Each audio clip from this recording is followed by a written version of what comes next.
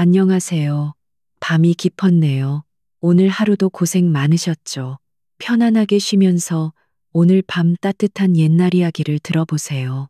옛날 옛적의 조선 땅, 그 중에서도 사람의 발길이 뜸한 태백산맥, 깊은 골짜기에 세상과 등을 진 채 살아가는 한 여인이 있었더랍니다. 때는 늦겨울 해가 일찍부터 서산으로 넘어가고 쌀랑눈이 대시풀 스치는 소리만 가득하던 저녁이었지요. 산채의 낡은 초가집 굴뚝에서는 희미한 저녁 연기가 피어오르고 있었지만 그마저도 매서운 골바람에 금세 흩어져 버렸습니다. 산짐승의 울음소리가 멀리서 들려오는 그 적막한 곳에 그녀의 집이 있었습니다. 초가집 안 방구들조차 온기를 잃어가는 방 안에는 홍서진이라는 여인이 홀로 앉아 있었습니다. 그녀의 곁에는 작은 등잔불 하나가 위태롭게 흔들리며 창호지에 그녀의 길고 외로운 그림자를 드리웠지요. 그녀는 등잔불 빛에 의지해 낮에 캐온 약초들을 정성껏 분류하고 있었습니다. 서지는 말린 산삼 뿌리를 정성껏 분류하고 있었습니다. 그녀의 투박하지만 재빠른 손놀림 사이로 쌉싸름한 약초 내음이 방안을 채웠습니다. 밖에서는 문틈을 비집고 들어오는 바람이 날카로운 소리를 냈지만 서진의 공간은 그보다 더 깊고 무거운 침묵에 잠겨 있었습니다. 그녀의 외로움은 마치 방 안의 냉기처럼 만져질 듯 했습니다. 그녀는 본디 억울하게 누명을 쓰고 궁에서 쫓겨난 어이의 손녀였습니다. 할아버지가 돌아가신 후 서진은 그가 남긴 낡은 의서 몇 권과 산속의 초가집만을 물려받았지요.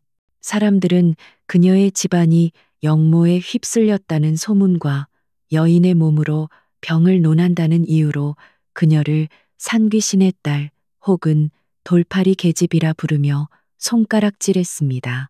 이튿날 서진은 잘 말린 약초 꾸러미를 짊어지고 산 아래 마을로 향했습니다.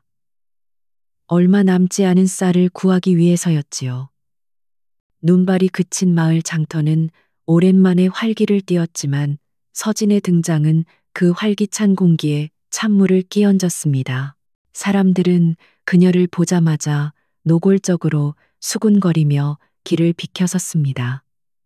쯧쯧, 저기 산귀신의 딸이 또 내려왔군. 재수없는 돌팔이 계집. 그들은 서진을 그리고 그녀가 이어받은 할아버지의 의술을 경멸했습니다. 서진은 그런 시선에 익숙한 듯 그저 고개를 숙인 채 쌀가게로 발걸음을 재촉했습니다. 그때였습니다. 장터 한 구석에서 아이의 자지러지는 울음소리와 함께 한 안악의 절규가 터져나왔습니다. 아가 아가 정신 차려라. 서진이 고개를 돌리자 대여섯 살쯤 되어 보이는 아이가 온몸을 사시나무 떨듯 떨며 입에 거품을 물고 있었습니다. 열이 펄펄 끓고 있었지요. 아이의 어머니는 그저 발을 동동 구르며 울부짖을 뿐이었습니다. 서진은 단박에 알아차렸습니다. 아이의 입가에 묻은 붉은 과즙, 그리고 뒤틀리는 경련. 그것은 이맘때 산에서 잘못 캐먹기 쉬운 독버섯의 중독 증상이었습니다. 지체할 시간이 없었습니다. 서진은 망설일 틈도 없이 아이에게 다가가 맥력을 짚으려 손을 내밀었습니다. 잠시만요. 아이가 먹은 것을. 하지만 그녀의 손이 아이에게 닿기도 전에 험상궂은 손길이 그녀를 거칠게 밀쳐냈습니다. 갓을 삐딱하게 쓴 마을의 훈장이었습니다. 이 천한 것 감히 신성한 아이의 몸에 손을 대려 하느냐. 아이의 어미도 눈물 콧물이 범벅이 된 채 악을 썼습니다. 저리가, 내년에 부정한 손이 닿으면 내 아들이 죽는다. 썩 내년이 살던 굴로 꺼져버려 사람들의 비웃음과 욕설이 사방에서 날아들었습니다. 서진은 밀쳐진 가슴을 움켜쥐었습니다. 그녀의 눈에는 눈물 대신 깊은 체념이 고였습니다. 그녀는 아이를 살릴 방도를 알았지만 그 누구도 그녀의 말을 들으려 하지 않았습니다. 그녀는 아무 말 없이 약초 꾸러미를 고쳐맸습니다. 쌀쌀한 바람이 그녀의 낡은 무명 치맛자락을 흔들었습니다. 서진은 묵묵히 몸을 돌렸습니다. 다시 눈이 내리기 시작한 산길 위로 그녀의 외로운 그림자가 눈 위에 길게 찍히며 멀어져 갔습니다. 그녀의 등 뒤로 아이의 위태로운 울음소리가 점점 희미해졌습니다. 서진이 무거운 발걸음으로 산채의 초가집에 돌아왔을 때 하늘은 이미 잉크빛으로 물들고 있었습니다. 마을에서의 모욕은 처음 겪는 일이 아니었지만 유독 오늘따라 뼛속까지 시렸습니다. 그녀는 꽁꽁 손을 불며 아궁이에 불을 지폈습니다. 하지만 그녀의 마음에 깃든 한기는 그 불씨로도 녹일 수 없는 듯 했습니다. 바로 그 시각 산채에서 몇 리 떨어진 오랫동안 버려져 있던 왕가의 별궁 백궁터에서는 소란스러운 움직임이 일고 있었습니다. 10년 넘게 사람의 발길이 끊겼던 그곳의 어둠을 뚫고 수십 개의 횃불이 당도한 것이었습니다. 그들은 눈보라를 뚫고 온 어가 행렬이었습니다. 젠장할 이런 깊은 산골에 무슨 요양이란 말인가. 내 의원의 수장어의 허준태는 두꺼운 가돛을 여미며 불만을 터뜨렸습니다. 그의 날카로운 눈은 낡았지만 위엄을 잃지 않은 별궁의 현판을 쏘아보았습니다. 그는 어이로서 자신의 명예를 걸고 권도율이라는 가명을 쓰는 귀인 바로 이 나라의 임금의원을 수행하고 있었습니다. 의원은 몇 해 전부터 시작된 기묘한 병증에 시달리고 있었습니다. 매년 첫눈이 내리고 동지가 가까워오면 등줄기에 오래된 흉터가 되살아나 그를 지독한 고통 속으로 몰아넣었습니다. 궁의 모든 어이가 매달렸으나 속수무책이었지요. 누군가 태백산의 맑은 전기가 흉터의 사기를 누를 것지라 진언했고 그것이 허준태가 이 혹한의 산골까지 오게 된 이유였습니다. 하지만 산의 전기는 임금을 돕기는커녕 도리어 잠자던 흉터를 흉포하게 깨우고 말았습니다. 그날 밤 10년 만에 찾아온 가장 거센 눈보라가 태백산을 휘감았습니다. 바람은 짐승처럼 울부짖었고 눈은 세상을 삼킬 듯이 쏟아졌습니다. 전하 정신을 차리시옵소서. 별궁 안 뜨겁게 달군 방 안에서 허준태가 사색이 되어 외쳤습니다. 이원은 이불을 움켜쥔 채 식은 땀을 비오듯 쏟아내고 있었습니다. 그의 등 뒤 비단 속옷 위로도 검붓게 부어오른 흉터의 형상이 도드라졌습니다. 그것은 단순한 통증이 아니었습니다. 이원의 눈앞에는 10수년 전 피비린내 나는 정변의 밤이 어른거렸습니다. 칼날이 살을 애는 소리 비명, 그리고 차가운 눈 위에 쏟아지던 아버지의 피. 그날 입은 흉터는 단순한 상처가 아니라 지워지지 않는 공포와 원한의 기억이었습니다. 눈보라는 그 기억을 불러오는 방아쇠였지요. 물러가라. 저리가. 이원은 고열에 들떠 알 수 없는 소리를 질렀습니다. 허준태는 다급하게 침통을 열어 금침을 뽑아 들었습니다. 전화기를 다스려야 하옵니다. 천년 묵은 산삼을. 하지만 값비싼 약재와 화려한 침술도 얼어붙은 기억 앞에서는 무용지물이었습니다. 이원은 숨이 막힐 듯한 고통과 약재의 향에 질식할 것 같았습니다. 그는 자신을 짓누르는 이불과 자신을 옥죄는 어이와 자신을 가두니 별궁에서 벗어나야 했습니다. 공기가 필요하다. 이원은 몽롱한 정신으로 중얼거리며 자신을 부축하려는 내관을 뿌리치고 비틀거리며 방문을 박차고 나갔습니다. 전하 안이 되옵니다. 밖은 눈보라가. 허준태와 병사들의 다급한 외침이 뒤따랐지만 이원은 이미 어둠과 눈보라 속으로 사라진 뒤였습니다. 그는 어디로 가는지도 몰랐습니다. 그저 이 숨막히는 고통에서 벗어나고 싶었습니다.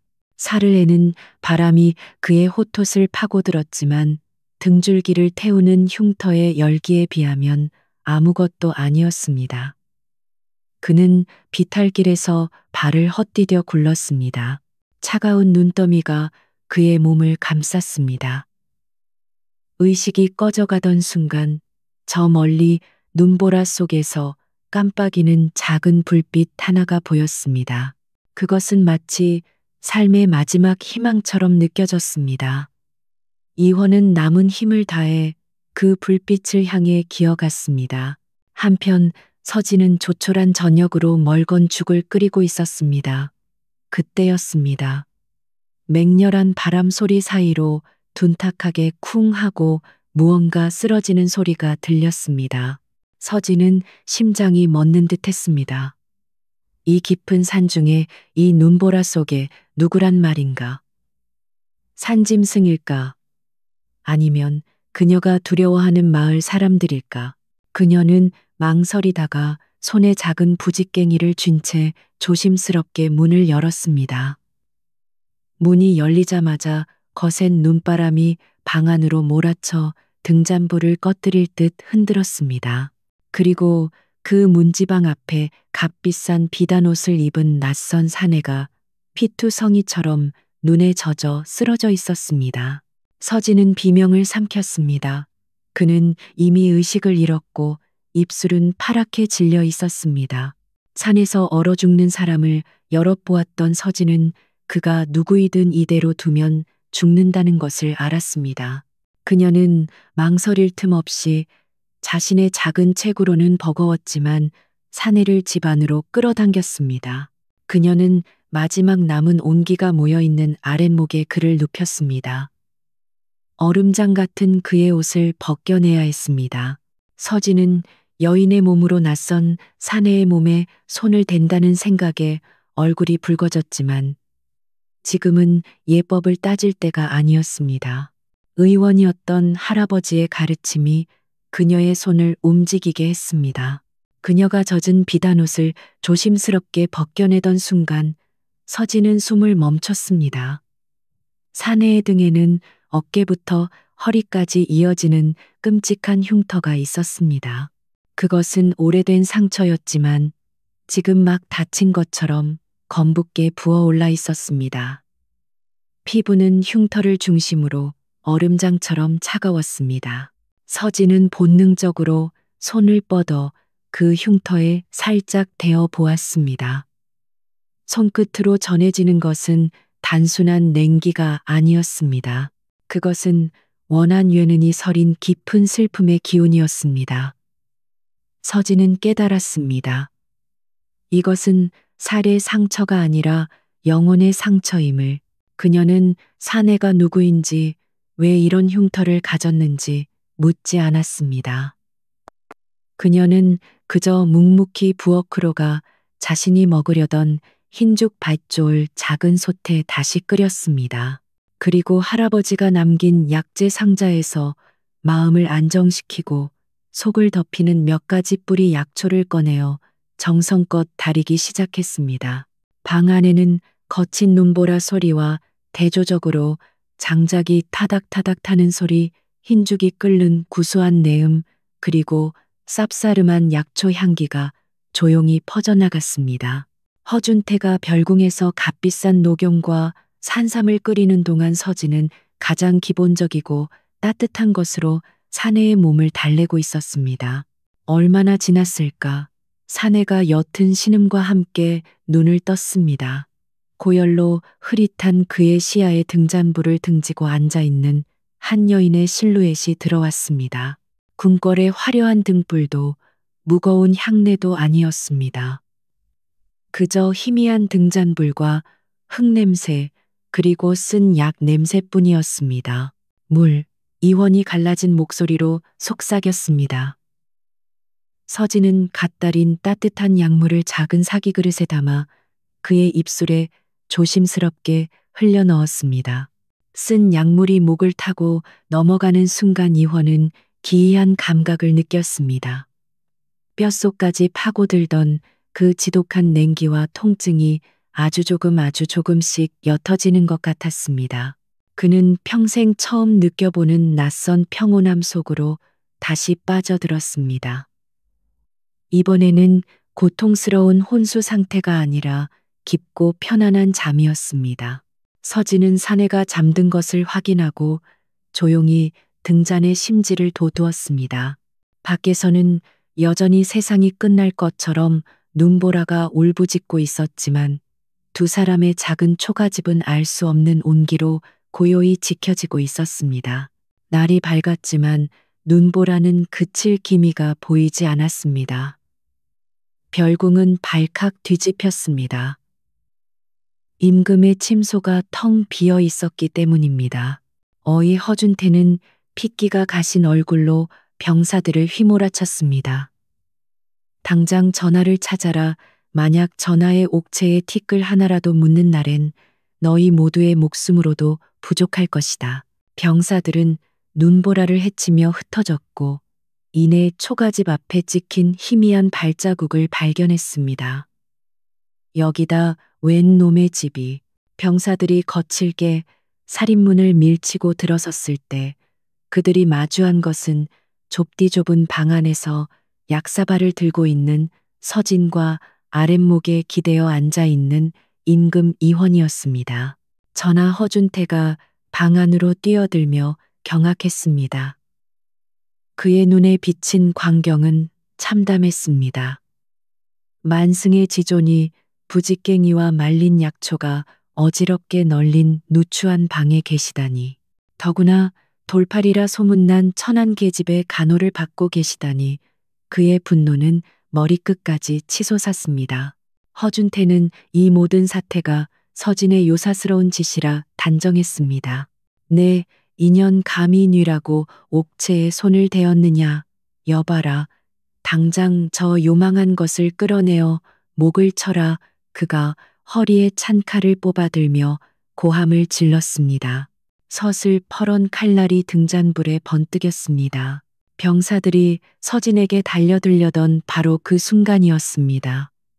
멈추어라. 이불을 두른 채 여전히 창백했지만 위험 있는 목소리가 방 안을 울렸습니다. 이헌이었습니다. 그는 허준태를 지그시 바라보며 말했습니다. 이 여인의 약이 나를 편안하게 했다. 허준태는 제 귀를 의심했습니다. 전하 저것은 약이 아니라 독입니다. 저런 잡초뿌리가 어찌 용한 롱가오를 편하게 한단 말입. 그는 말을 잇지 못했습니다. 임금의 눈빛이 그가 알던 병약한 귀인이 아니라 군주의 서늘함을 띠고 있었기 때문입니다. 전하의 옥체는 찬 기운이 스며들어 생긴 병증이옵니다. 천년 묵은 녹용과 금침으로 양기를 북돋아야 하거늘 저 계집이 쓰는 것은 흙이나 다름없는 잡것들입니다. 허준태가 자신의 의술과 권위를 걸고 목소리를 높였습니다. 그때까지 조용히 서 있던 서진이 입을 열었습니다. 그녀의 목소리는 떨리지 않았습니다. 대감. 그녀는 허준태를 바라보며 또렷하게 말했습니다. 이분의 상처는 찬 기운 때문에 아픈 것이 아닙니다. 그 안에 담긴 기억 때문에 아픈 것입니다. 머뭇이 허준태가 실소했습니다. 기억이 아프다니 요사스러운 궤변을 오래 묵은 상처는 살욕이 아니라 마음신이 기억합니다. 금침이 필요한 것이 아니라 그저 들어줄 귀가 필요한 것입니다. 서진은 이헌을 향해 돌아섰습니다. 그녀는 약사발을 내려놓고 모두가 지켜보는 앞에서 놀라운 행동을 했습니다. 그녀는 약을 쓰지 않았습니다. 그저 이헌의 가슴 요동치는 심장 부근의 비단옷 위로 가만히 손을 얹었습니다. 따뜻하고 단단한 기운이었습니다. 그리고는 나지막한 목소리로 이야기를 시작했습니다. 그것은 할아버지가 어릴 적 들려주던 그녀가 지어낸 이야기였습니다. 아주 먼 옛날 산마루의 벼락을 맞은 늙은 소나무가 한 그루 있었습니다. 나무는 몸통의 절반이 검게 타들어가 흉측한 상처를 안고 살았지요. 비바람이 칠 때마다 나무는 그 상처가 아파 울었습니다. 하지만 나무는 뿌리를 거두지 않았습니다. 이원의 거친 호흡이 조금씩 잦아들었습니다. 서진의 목소리는 마치 산사의 풍경 소리처럼 그의 고통스러운 마음을 어루만졌습니다. 겨울이 오자 동물들이 눈을 피할 곳이 없었습니다. 벼락 맞은 소나무는 자신의 상처 입은 가지를 더 넓게 펼쳐 작은 새들과 다람쥐들을 품어주었습니다. 상처는 여전했지만 나무는 더 이상 울지 않았습니다. 자신의 상처가 누군가에게 쉼터가 될 수 있음을 깨달았기 때문입니다. 이야기가 끝났을 때 방 안에는 침묵이 흘렀습니다. 서진이 가만히 손을 거두었습니다. 이원은 잠들어 있었습니다. 10수년 만에 처음으로 악몽도 고통도 없는 깊고 평화로운 잠에 빠져든 것이었습니다. 지독했던 열도 거짓말처럼 내려가 있었습니다. 허준태는 눈앞의 광경을 믿을 수 없다는 듯 멍하니 서 있을 뿐이었습니다. 어이로서의 자존심에 치명적인 상처를 입은 허준태는 이대로 물러설 수 없었습니다. 그는 서진이 임금에게 요술 여슛을 부려 정신을 흐리게 했다고 확신했습니다. 그는 임금이 잠시 기력을 차린 틈을 타 끓어오르는 분노를 누르며 간했습니다. 저나 저 계집의 요망한 술수에 현혹되어서는 아니 되옵니다. 신이 직접 저 계집의 실력을 시험해 보이겠나이다. 만약 저 계집이 의원이라면 마땅히 죽어가는 사람을 살릴 수 있어야 할 것입니다. 허준태는 교활한 미소를 지었습니다. 마침 어젯밤 눈보라 속에서 말을 몹시 다치게 한 병사 하나가 있었습니다. 그는 낙마하면서 바위에 머리를 부딪혀 사경을 헤매고 있었습니다. 허준태는 이미 그를 가망이 없다고 진단한 터였습니다. 그는 그 병사를 서진의 초가집 앞마당으로 끌고 오게 했습니다. 보아라, 허준태가 피투성이가 된 채 들것에 실려온 병사를 가리켰습니다. 이 자는 이미 맥이 끊어지려 한다. 내 의원의 의술로도 돌이킬 수 없는 상태다. 내년이 진정 의원이라면 이 자를 살려보아라. 살리지 못한다면 내년은 임금을 홀린 죄로 능지처참을 면치 못할 것이다. 차가운 눈발이 흩날리는 마당 병사들은 모두 서진이 겁에 질려 주저앉을 것이라 생각했습니다. 그러나 서진은 달랐습니다. 그녀는 잠든 이원을 한번 돌아보고는 굳은 결심을 한 듯 치맛자락을 여몄습니다. 그녀는 들것으로 다가가 망설임 없이 병사의 상처를 살폈습니다. 머리가 깨져 피가 멈추지 않고 있었고 호흡은 금방이라도 끊어질 듯 미약했습니다. 서진은 즉시 소리쳤습니다. 깨끗한 물과 불 그리고 내가 가진 약 상자를 가져오라. 그녀는 궁중의 예법이나 의서의 순서를 따르지 않았습니다. 오직 할아버지가 가르쳐 준 대로 생명을 구하기 위한 본능으로 움직였습니다. 그녀는 불에 달군 쇠로 상처를 지지는 대신 자신이 만든 지열 약초 가루를 상처에 쏟아부었습니다. 그리고는 아무도 본 적 없는 방식으로 실과 바늘을 이용해 찢어진 살을 꿰매기 시작했습니다. 저것은 바느질이 아니더냐. 의원이 아니라 침모로구나. 병사들이 수군거렸습니다. 그것은 당시로서는 천한 기술로 치부되던 외과적 봉합술이었습니다. 허준태는 경멸의 눈초리로 지켜보았습니다. 신성한 몸에 바늘을 대다니 저것은 의술이 아니라 시체를 훼손하는 만행이다. 하지만 그의 외침과 달리 병사의 상처에서 흐르던 피가 서서히 멎기 시작했습니다. 서진은 땀으로 젖은 이마를 닦지도 않고 끓인 물로 상처를 소독하고 깨끗한 천으로 머리를 감쌌습니다. 한 시즌이 지났을까 미약했던 병사의 맥박이 조금씩 힘을 되찾기 시작했습니다. 그는 죽지 않았습니다. 허준태의 얼굴은 잿빛이 되었습니다. 그는 자신의 눈앞에서 자신이 포기했던 생명이 자신이 경멸하던 계집의 천안기술로 되살아나는 것을 목격했습니다. 그는 아무 말도 하지 못한 채 부들부들 떨었습니다. 그날 이후 서진을 둘러싼 공기가 바뀌었습니다. 산귀신의 딸이라 수군대던 병사들은 이제 그녀를 은연임이라 부르며 경외의 눈빛으로 바라보았습니다. 그들은 더 이상 그녀의 초가집을 감시하지 않았습니다. 오히려 몰래 자신들의 식량을 떼어 장작과 쌀을 문 앞에 가져다 놓곤 했습니다. 가장 크게 변한 것은 임금 이원이었습니다. 그는 병세가 호전되었음에도 별궁으로 돌아가지 않고 서진의 초가집에 머무는 시간이 길어졌습니다. 물론 이제는 병사들이 지켜보는 가운데서였지만 이유는 달랐습니다. 그는 더 이상 약을 청하지 않았습니다. 대신 이야기를 청했습니다. 서진아, 그는 이제 그녀의 이름을 불렀습니다. 짐은 매일 밤 그 칼에 베이는 꿈을 꾼다. 그는 처음으로 자신의 신분을 밝혔습니다. 그리고 처음으로 누군가에게 자신의 가장 깊은 상처 흉터에 얽힌 공포와 죄책감을 털어놓았습니다. 화려한 궁궐의 그 누구에게도 할 수 없었던 이야기였습니다. 서진은 그저 들었습니다. 그녀는 충고하지도 위로하지도 않았습니다.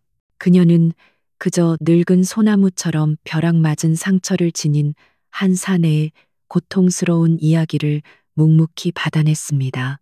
그녀의 침묵은 그 어떤 명약보다 더 깊은 치유의 힘을 가지고 있었습니다. 이원은 깨달았습니다. 자신이 찾던 것은 산의 정기가 아니라 바로 이 여인의 마음이었음을. 겨울의 끝자락이었지만 산채의 공기는 여전히 팽팽했습니다. 임금 이원의 병세는 서진의 보살핌 아래 눈에 띄게 호전되었지만 어이 허준태의 마음은 날마다 지옥불에 타들어 가는 듯했습니다. 그는 자신이 평생 쌓아 올린 명예와 권위가 이름 없는 산골 계집 하나에 의해 무너져 내리는 것을 견딜 수 없었습니다. 그는 이 모든 것을 되돌릴 마지막 기회를 엿보고 있었습니다. 허준태는 서진의 일과를 집요하게 관찰했습니다. 그는 서진이 매일 이른 새벽 임금의 심신을 안정시키는 탕약을 다리기 위해 깊은 산속 절벽으로 향하는 것을 알아챘습니다. 그곳에는 마음한 신버섯이라 불리는 오직 맑은 이슬만을 먹고 자라는 귀한 버섯이 있었습니다. 그는 또한 그 버섯과 아주 흡사하게 생긴 그러나 치명적인 독을 품은 죽음 그림자 버섯이 그 근처에서 자란다는 것도 알고 있었습니다. 그날 아침 서진은 여느 때처럼 약초 바구니를 들고 절벽으로 향했습니다. 그녀는 바위 틈에 자라난 버섯들을 정성껏 채취했습니다. 하지만 바구니에 버섯이 쌓여갈수록 그녀는 알 수 없는 위화감을 느꼈습니다. 늘 느끼던 맑고 평화로운 기운 대신 손끝에서부터 차갑고 음습한 살기사티가 전해져 오는 듯 했습니다. 그녀는 초가집으로 돌아와 탕약을 다리기 위해 버섯을 물에 씻었습니다. 그러나 물에 닿은 버섯은 미세하게 푸른빛을 띠며 고통스럽게 몸을 뒤트는 듯 했습니다. 서진은 멈칫했습니다. 그녀의 눈에는 그것이 단순한 버섯이 아니라 죽음의 비명을 지르는 생명체로 보였습니다. 그녀는 이것이 할아버지가 경고했던 모양은 같으나 마음이 다른 독초임을 직감했습니다. 바로 그때 허준태가 마치 모든 것을 예상했다는 듯 임금 이원과 함께 초가집을 방문했습니다. 의녀, 그는 거짓된 인자함으로 물었습니다. 전하께 올릴 탕약은 준비가 되었는가? 전하께서 오늘 아침엔 기력이 더욱 좋아 보이시니 의녀의 약을 드시고 싶어 하시는군. 그는 서진이 독이 든 약사발을 올리는 순간을 직접 목격하고 싶었습니다. 서진은 끓이던 탕약 대신 갓 씻은 버섯이 담긴 바구니를 들고 두 사람 앞에 섰습니다. 그녀의 얼굴은 창백했지만 눈빛은 서리발처럼 차가웠습니다. 전하, 그녀가 입을 열었습니다. 오늘 드릴 탕약은 없습니다. 허준태의 눈썹이 꿈틀거렸습니다. 무슨 말이냐? 전하의 용체를 돌보는 것이 내년의 소임이건을 감히 게으름을 피운 것이냐? 그는 서진을 몰아붙이며 바구니를 쏘아보았습니다. 그 바구니에 든 것은 마음한 신버섯이 아니더냐? 어서 다리지 않고 겉모습은 마음한 신버섯이 맞습니다. 서진은 바구니를 이원의 앞에 내려놓았습니다. 하지만 그 속은 죽음을 품고 있습니다. 그녀는 버섯 하나를 집어들어 갓의 아랫부분을 손톱으로 살짝 긁어냈습니다. 본래 흰색이어야 할 속살에서 검푸른 즙이 배어 나왔습니다. 이것은 죽음 그림자 버섯입니다. 겉모습은 같으나 뿌리에 독사의 기운을 품고 자라지요. 이원은 그 버섯과 허준태의 얼굴을 번갈아 보았습니다. 허준태의 얼굴은 방금 내린 눈처럼 새하얗게 질려 있었습니다. 그는 자신도 모르게 뒷걸음질 쳤습니다.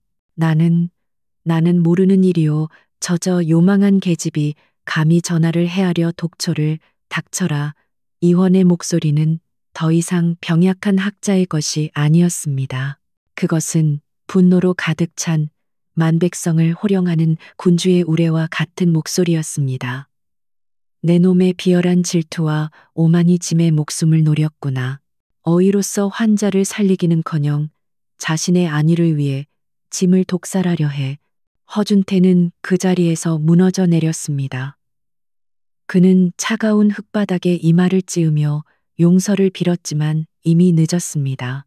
저자의 관복 관phục을 벗기고 의원 자격을 박탈하라. 모든 재산을 몰수하고 당장 흑산도로 유배를 보내 다시는 무틀 밟지 못하게 하라. 임금의 명령은 단호했습니다. 병사들이 넋이 나간 허준태를 죄인처럼 끌고 나갔습니다. 그 일이 있고 며칠 뒤 지독했던 겨울이 물러가기 시작했습니다. 태백산에 얼어붙었던 계곡에서 물 흐르는 소리가 다시 들려왔고 나뭇가지 끝에는 연두색 새순이 돋아났습니다. 완연한 봄이었습니다. 이원의 등줄기를 괴롭히던 흉터는 그해 봄 다시는 깨어나지 않았습니다. 그는 서진의 이야기 속 소나무처럼 자신의 상처를 받아들이고 그것을 힘으로 승화시키는 법을 배운 것이지요. 이원은 환궁했습니다. 산채는 다시 고요해졌지만 그 고요함은 예전처럼 외롭지 않았습니다. 한 달 뒤 한양에서부터 장엄한 행렬이 산채를 찾아왔습니다. 그들은 임금의 교서를 가지고 왔습니다. 교서의 내용은 이러했습니다. 첫째, 서진의 할아버지 인고 어이홍 아무개의 누명을 벗기고 그의 관직과 명예를 회복시킨다. 둘째, 백성의 병을 돌보는 것은 남녀의 구분이 없으니 이 산채에 가난한 백성을 위한 해민서를 세운다. 셋째, 홍서진을 해민서의 의녀장에 봉송하니 그녀의 어진 의술로 만백성을 구휼토록 하라. 그로부터 몇 해가 흘렀습니다. 태백산 골짜기 서진의 낡은 초가집이 있던 자리에는 약초 향기가 가득한 해민서가 단정하게 들어섰습니다. 궁궐의 비단옷이나 금비녀 대신 깨끗한 무명 의녀복을 입은 서진이 그곳에 있었습니다. 그녀는 눈부신 봄 햇살 아래 자신처럼 세상에서 버림받았지만 의술의 뜻이 있는 어린 소녀들에게 약초를 구별하는 법을 가르치고 있었습니다. 이것은 사람의 마음을 듣는 약초란다.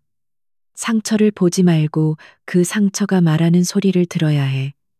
그녀의 목소리는 봄바람처럼 따뜻하고 단단했습니다. 멀리서 병이 나아 집으로 돌아가는 사람들의 웃음소리가 들려왔고 그 소리는 산새들의 노랫소리와 어우러져 산 전체에 희망으로 울려 퍼졌습니다.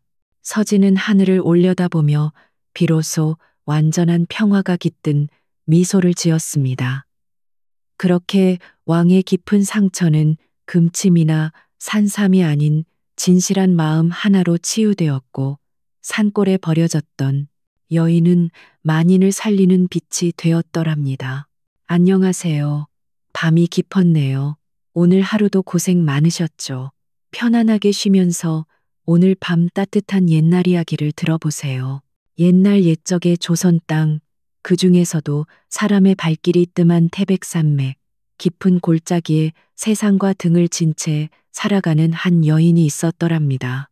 때는 늦겨울 해가 일찍부터 서산으로 넘어가고 쌀락눈이 대시풀 스치는 소리만 가득하던 저녁이었지요. 산채의 낡은 초가집 굴뚝에서는 희미한 저녁 연기가 피어오르고 있었지만 그마저도 매서운 골바람에 금세 흩어져 버렸습니다.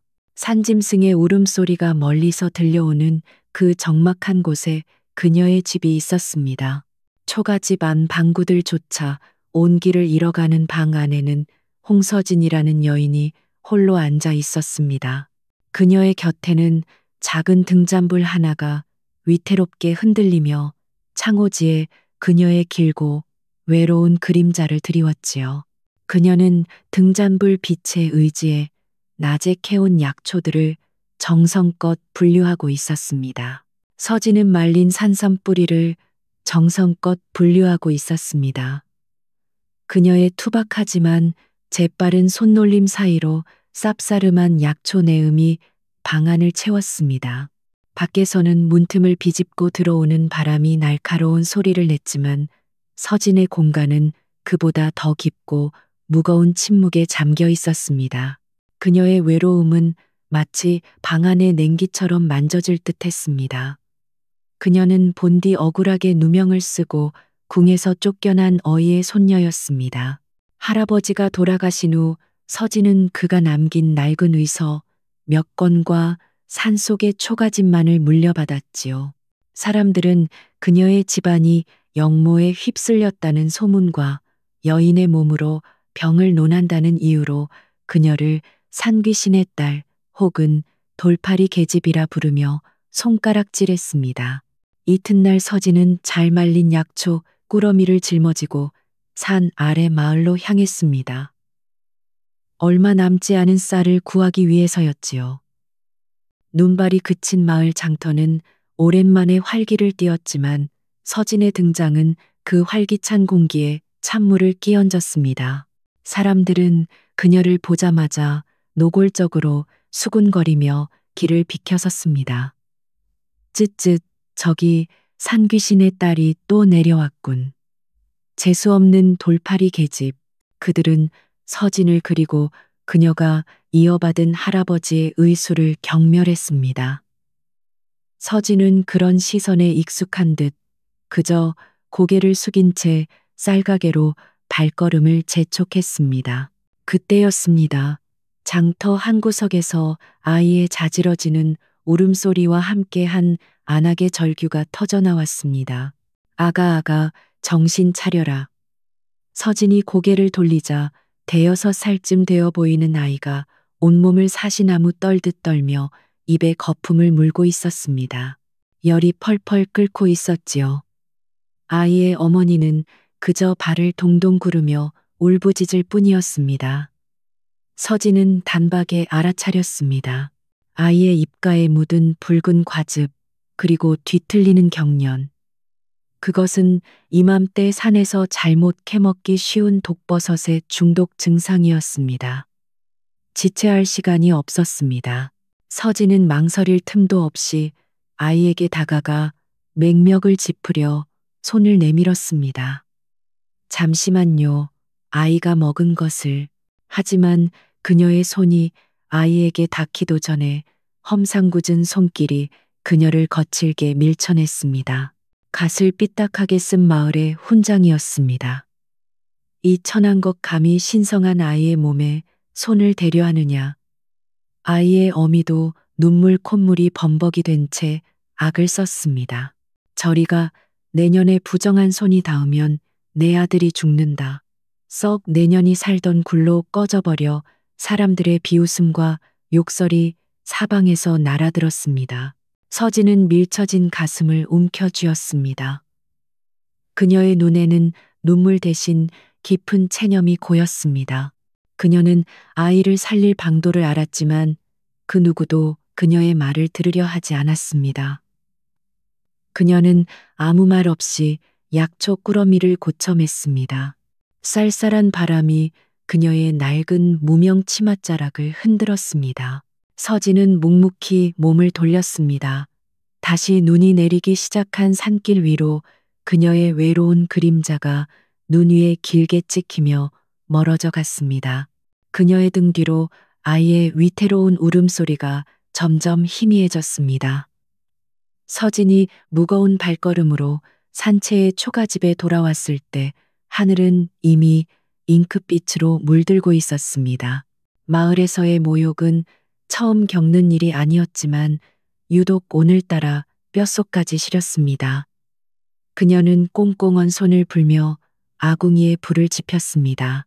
하지만 그녀의 마음에 깃든 한기는 그 불씨로도 녹일 수 없는 듯 했습니다. 바로 그 시각 산채에서 몇 리 떨어진 오랫동안 버려져 있던 왕가의 별궁 백궁터에서는 소란스러운 움직임이 일고 있었습니다. 10년 넘게 사람의 발길이 끊겼던 그곳의 어둠을 뚫고 수십 개의 횃불이 당도한 것이었습니다. 그들은 눈보라를 뚫고 온 어가 행렬이었습니다. 젠장할 이런 깊은 산골에 무슨 요양이란 말인가. 내 의원의 수장어의 허준태는 두꺼운 가옷을 여미며 불만을 터뜨렸습니다. 그의 날카로운 눈은 낡았지만 위엄을 잃지 않은 별궁의 현판을 쏘아보았습니다. 그는 어이로서 자신의 명예를 걸고 권도율이라는 가명을 쓰는 귀인 바로 이 나라의 임금이헌을 수행하고 있었습니다. 이헌은 몇 해 전부터 시작된 기묘한 병증에 시달리고 있었습니다. 매년 첫눈이 내리고 동지가 가까워오면 등줄기에 오래된 흉터가 되살아나 그를 지독한 고통 속으로 몰아넣었습니다. 궁의 모든 어이가 매달렸으나 속수무책이었지요. 누군가 태백산의 맑은 전기가 흉터의 사기를 누를 것지라 진언했고 그것이 허준태가 이 혹한의 산골까지 오게 된 이유였습니다. 하지만 산의 전기는 임금을 돕기는커녕 도리어 잠자던 흉터를 흉포하게 깨우고 말았습니다. 그날 밤 10년 만에 찾아온 가장 거센 눈보라가 태백산을 휘감았습니다. 바람은 짐승처럼 울부짖었고 눈은 세상을 삼킬 듯이 쏟아졌습니다. 전하 정신을 차리시옵소서. 별궁 안 뜨겁게 달군 방 안에서 허준태가 사색이 되어 외쳤습니다. 이원은 이불을 움켜쥔 채 식은 땀을 비오듯 쏟아내고 있었습니다. 그의 등 뒤 비단 속옷 위로도 검붓게 부어오른 흉터의 형상이 도드라졌습니다. 그것은 단순한 통증이 아니었습니다. 이원의 눈앞에는 10수년 전 피비린내 나는 정변의 밤이 어른거렸습니다. 칼날이 살을 애는 소리 비명, 그리고 차가운 눈 위에 쏟아지던 아버지의 피. 그날 입은 흉터는 단순한 상처가 아니라 지워지지 않는 공포와 원한의 기억이었습니다. 눈보라는 그 기억을 불러오는 방아쇠였지요. 물러가라. 저리가. 이원은 고열에 들떠 알 수 없는 소리를 질렀습니다. 허준태는 다급하게 침통을 열어 금침을 뽑아 들었습니다. 전화기를 다스려야 하옵니다. 천년 묵은 산삼을. 하지만 값비싼 약재와 화려한 침술도 얼어붙은 기억 앞에서는 무용지물이었습니다. 이원은 숨이 막힐 듯한 고통과 약재의 향에 질식할 것 같았습니다. 그는 자신을 짓누르는 이불과 자신을 옥죄는 어이와 자신을 가두니 별궁에서 벗어나야 했습니다. 공기가 필요하다. 이원은 몽롱한 정신으로 중얼거리며 자신을 부축하려는 내관을 뿌리치고 비틀거리며 방문을 박차고 나갔습니다. 전하아니 되옵니다. 밖은 눈보라가. 허준태와 병사들의 다급한 외침이 뒤따랐지만 이원은 이미 어둠과 눈보라 속으로 사라진 뒤였습니다. 그는 어디로 가는지도 몰랐습니다. 그저 이 숨막히는 고통에서 벗어나고 싶었습니다. 사르에는 바람이 그의 호톳을 파고들었지만 등줄기를 태우는 흉터의 열기에 비하면 아무것도 아니었습니다. 그는 비탈길에서 발을 헛디뎌 굴렀습니다. 차가운 눈더미가 그의 몸을 감쌌습니다. 의식이 꺼져가던 순간 저 멀리 눈보라 속에서 깜빡이는 작은 불빛 하나가 보였습니다. 그것은 마치 삶의 마지막 희망처럼 느껴졌습니다. 이원은 남은 힘을 다해 그 불빛을 향해 기어갔습니다. 한편 서진은 조촐한 저녁으로 멀건 죽을 끓이고 있었습니다. 그때였습니다. 맹렬한 바람 소리 사이로 둔탁하게 쿵 하고 무언가 쓰러지는 소리가 들렸습니다. 서진은 심장이 멎는 듯 했습니다. 이 깊은 산 중에 이 눈보라 속에 누구란 말인가? 산짐승일까? 아니면 그녀가 두려워하는 마을 사람들일까? 그녀는 망설이다가 손에 작은 부직갱이를 쥔 채 조심스럽게 문을 열었습니다. 문이 열리자마자 거센 눈바람이 방 안으로 몰아쳐 등잔불을 꺼뜨릴 듯 흔들었습니다. 그리고 그 문지방 앞에 값비싼 비단옷을 입은 낯선 사내가 피투성이처럼 눈에 젖어 쓰러져 있었습니다. 서진은 비명을 삼켰습니다. 그는 이미 의식을 잃었고 입술은 파랗게 질려 있었습니다. 산에서 얼어 죽는 사람을 여러 보았던 서진은 그가 누구이든 이대로 두면 죽는다는 것을 알았습니다. 그녀는 망설일 틈 없이 자신의 작은 체구로는 버거웠지만 사내를 집 안으로 끌어당겼습니다. 그녀는 마지막 남은 온기가 모여있는 아랫목에 그를 눕혔습니다. 얼음장 같은 그의 옷을 벗겨내야 했습니다. 서진은 여인의 몸으로 낯선 사내의 몸에 손을 댄다는 생각에 얼굴이 붉어졌지만 지금은 예법을 따질 때가 아니었습니다. 의원이었던 할아버지의 가르침이 그녀의 손을 움직이게 했습니다. 그녀가 젖은 비단옷을 조심스럽게 벗겨내던 순간 서진은 숨을 멈췄습니다. 사내의 등에는 어깨부터 허리까지 이어지는 끔찍한 흉터가 있었습니다. 그것은 오래된 상처였지만 지금 막 다친 것처럼 검붉게 부어올라 있었습니다. 피부는 흉터를 중심으로 얼음장처럼 차가웠습니다. 서진은 본능적으로 손을 뻗어 그 흉터에 살짝 대어 보았습니다. 손끝으로 전해지는 것은 단순한 냉기가 아니었습니다. 그것은 원한 뇌는이 서린 깊은 슬픔의 기운이었습니다. 서진은 깨달았습니다. 이것은 살의 상처가 아니라 영혼의 상처임을. 그녀는 사내가 누구인지 왜 이런 흉터를 가졌는지 묻지 않았습니다. 그녀는 그저 묵묵히 부엌으로 가 자신이 먹으려던 흰죽 밭졸 작은 솥에 다시 끓였습니다. 그리고 할아버지가 남긴 약재 상자에서 마음을 안정시키고 속을 덮이는 몇 가지 뿌리 약초를 꺼내어 정성껏 다리기 시작했습니다. 방 안에는 거친 눈보라 소리와 대조적으로 장작이 타닥타닥 타는 소리, 흰죽이 끓는 구수한 내음, 그리고 쌉싸름한 약초 향기가 조용히 퍼져나갔습니다. 허준태가 별궁에서 값비싼 녹용과 산삼을 끓이는 동안 서진은 가장 기본적이고 따뜻한 것으로 사내의 몸을 달래고 있었습니다. 얼마나 지났을까? 사내가 옅은 신음과 함께 눈을 떴습니다. 고열로 흐릿한 그의 시야에 등잔불을 등지고 앉아있는 한 여인의 실루엣이 들어왔습니다. 궁궐의 화려한 등불도 무거운 향내도 아니었습니다. 그저 희미한 등잔불과 흙냄새, 그리고 쓴 약 냄새뿐이었습니다. 이원이 갈라진 목소리로 속삭였습니다. 서진은 갓 달인 따뜻한 약물을 작은 사기 그릇에 담아 그의 입술에 조심스럽게 흘려 넣었습니다. 쓴 약물이 목을 타고 넘어가는 순간 이원은 기이한 감각을 느꼈습니다.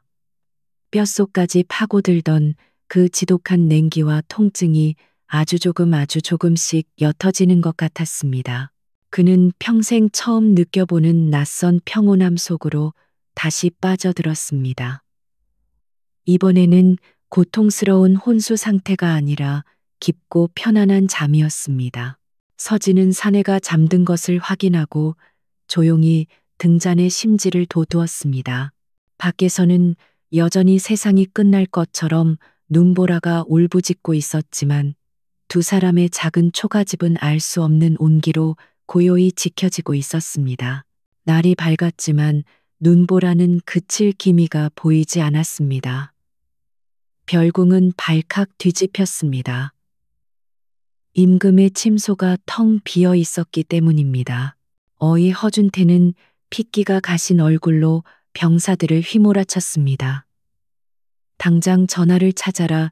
만약 전하의 옥체에 티끌 하나라도 묻는 날엔 너희 모두의 목숨으로도 부족할 것이다.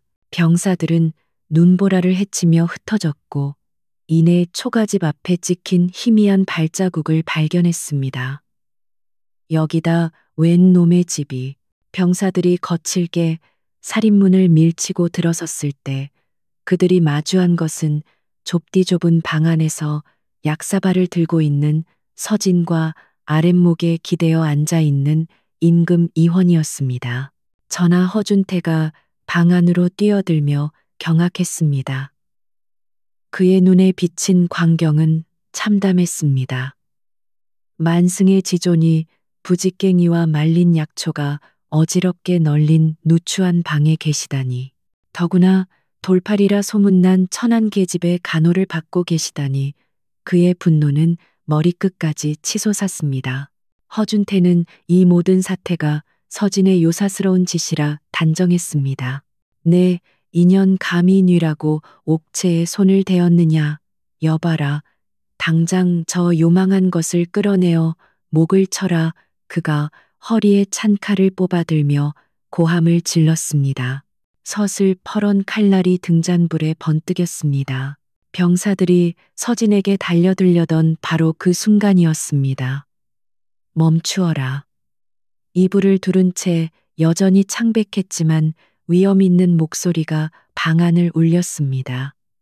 이원이었습니다. 그는 허준태를 지그시 바라보며 말했습니다. 이 여인의 약이 나를 편안하게 했다. 허준태는 제 귀를 의심했습니다. 전하 저것은 약이 아니라 독입니다. 저런 잡초뿌리가 어찌 용한 롱가오를 편하게 한단 말입. 그는 말을 잇지 못했습니다. 임금의 눈빛이 그가 알던 병약한 귀인이 아니라 군주의 서늘함을 띠고 있었기 때문입니다. 전하의 옥체는 찬 기운이 스며들어 생긴 병증이옵니다. 천년 묵은 녹용과 금침으로 양기를 북돋아야 하거늘 저 계집이 쓰는 것은 흙이나 다름없는 잡것들입니다. 허준태가 자신의 의술과 권위를 걸고 목소리를 높였습니다. 그때까지 조용히 서 있던 서진이 입을 열었습니다. 그녀의 목소리는 떨리지 않았습니다. 대감. 그녀는 허준태를 바라보며 또렷하게 말했습니다. 이분의 상처는 찬 기운 때문에 아픈 것이 아닙니다. 그 안에 담긴 기억 때문에 아픈 것입니다. 머뭇이 허준태가 실소했습니다. 기억이 아프다니 요사스러운 궤변을 오래 묵은 상처는 살욕이 아니라 마음신이 기억합니다. 금침이 필요한 것이 아니라 그저 들어줄 귀가 필요한 것입니다. 서진은 이원을 향해 돌아섰습니다. 그녀는 약사발을 내려놓고 모두가 지켜보는 앞에서 놀라운 행동을 했습니다. 그녀는 약을 쓰지 않았습니다. 그저 이원의 가슴 요동치는 심장 부근에 비단옷 위로 가만히 손을 얹었습니다.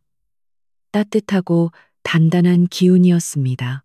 그리고는 나지막한 목소리로 이야기를 시작했습니다. 그것은 할아버지가 어릴 적 들려주던 그녀가 지어낸 이야기였습니다. 아주 먼 옛날 산마루의 벼락을 맞은 늙은 소나무가 한 그루 있었습니다. 나무는 몸통의 절반이 검게 타들어가 흉측한 상처를 안고 살았지요. 비바람이 칠 때마다 나무는 그 상처가 아파 울었습니다. 하지만 나무는 뿌리를 거두지 않았습니다. 이원의 거친 호흡이 조금씩 잦아들었습니다. 서진의 목소리는 마치 산사의 풍경 소리처럼 그의 고통스러운 마음을 어루만졌습니다. 겨울이 오자 동물들이 눈을 피할 곳이 없었습니다. 벼락 맞은 소나무는 자신의 상처 입은 가지를 더 넓게 펼쳐 작은 새들과 다람쥐들을 품어주었습니다. 상처는 여전했지만 나무는 더 이상 울지 않았습니다. 자신의 상처가 누군가에게 쉼터가 될 수 있음을 깨달았기 때문입니다. 이야기가 끝났을 때 방 안에는 침묵이 흘렀습니다. 서진이 가만히 손을 거두었습니다. 이원은 잠들어 있었습니다. 십수년 만에 처음으로 악몽도 고통도 없는 깊고 평화로운 잠에 빠져든 것이었습니다. 지독했던 열도 거짓말처럼 내려가 있었습니다. 허준태는 눈앞의 광경을 믿을 수 없다는 듯 멍하니 서 있을 뿐이었습니다. 어이로서의 자존심에 치명적인 상처를 입은 허준태는 이대로 물러설 수 없었습니다. 그는 서진이 임금에게 요술 여슛을 부려 정신을 흐리게 했다고 확신했습니다. 그는 임금이 잠시 기력을 차린 틈을 타 끓어오르는 분노를 누르며 간했습니다. 저나 저 계집의 요망한 술수에 현혹되어서는 아니 되옵니다. 신이 직접 저 계집의 실력을 시험해 보이겠나이다. 만약 저 계집이 의원이라면 마땅히 죽어가는 사람을 살릴 수 있어야 할 것입니다. 허준태는 교활한 미소를 지었습니다. 마침 어젯밤 눈보라 속에서 말을 몹시 다치게 한 병사 하나가 있었습니다. 그는 낙마하면서 바위에 머리를 부딪혀 사경을 헤매고 있었습니다. 허준태는 이미 그를 가망이 없다고 진단한 터였습니다. 그는 그 병사를 서진의 초가집 앞마당으로 끌고 오게 했습니다. 보아라, 허준태가 피투성이가 된 채 들것에 실려온 병사를 가리켰습니다. 이 자는 이미 맥이 끊어지려 한다. 내 의원의 의술로도 돌이킬 수 없는 상태다. 내년이 진정 의원이라면 이 자를 살려보아라. 살리지 못한다면 내년은 임금을 홀린 죄로 능지처참을 면치 못할 것이다. 차가운 눈발이 흩날리는 마당 병사들은 모두 서진이 겁에 질려 주저앉을 것이라 생각했습니다. 그러나 서진은 달랐습니다. 그녀는 잠든 이원을 한번 돌아보고는 굳은 결심을 한 듯 치맛자락을 여몄습니다. 그녀는 들것으로 다가가 망설임 없이 병사의 상처를 살폈습니다. 머리가 깨져 피가 멈추지 않고 있었고 호흡은 금방이라도 끊어질 듯 미약했습니다. 서진은 즉시 소리쳤습니다. 깨끗한 물과 불 그리고 내가 가진 약 상자를 가져오라. 그녀는 궁중의 예법이나 의서의 순서를 따르지 않았습니다. 오직 할아버지가 가르쳐준 대로 생명을 구하기 위한 본능으로 움직였습니다. 그녀는 불에 달군 쇠로 상처를 지지는 대신 자신이 만든 지열 약초 가루를 상처에 쏟아부었습니다. 그리고는 아무도 본 적 없는 방식으로 실과 바늘을 이용해 찢어진 살을 꿰매기 시작했습니다. 저것은 바느질이 아니더냐. 의원이 아니라 침모로구나. 병사들이 수군거렸습니다. 그것은 당시로서는 천한 기술로 치부되던 외과적 봉합술이었습니다. 허준태는 경멸의 눈초리로 지켜보았습니다. 신성한 몸에 바늘을 대다니 저것은 의술이 아니라 시체를 훼손하는 만행이다. 하지만 그의 외침과 달리 병사의 상처에서 흐르던 피가 서서히 멎기 시작했습니다. 서진은 땀으로 젖은 이마를 닦지도 않고 끓인 물로 상처를 소독하고 깨끗한 천으로 머리를 감쌌습니다. 한 시즌이 지났을까 미약했던 병사의 맥박이 조금씩 힘을 되찾기 시작했습니다. 그는 죽지 않았습니다. 허준태의 얼굴은 잿빛이 되었습니다. 그는 자신의 눈앞에서 자신이 포기했던 생명이 자신이 경멸하던 계집의 천안기술로 되살아나는 것을 목격했습니다. 그는 아무 말도 하지 못한 채 부들부들 떨었습니다. 그날 이후 서진을 둘러싼 공기가 바뀌었습니다. 산귀신의 딸이라 수군대던 병사들은 이제 그녀를 은연임이라 부르며 경외의 눈빛으로 바라보았습니다. 그들은 더 이상 그녀의 초가집을 감시하지 않았습니다. 오히려 몰래 자신들의 식량을 떼어 장작과 쌀을 문 앞에 가져다 놓곤 했습니다. 가장 크게 변한 것은 임금 이원이었습니다.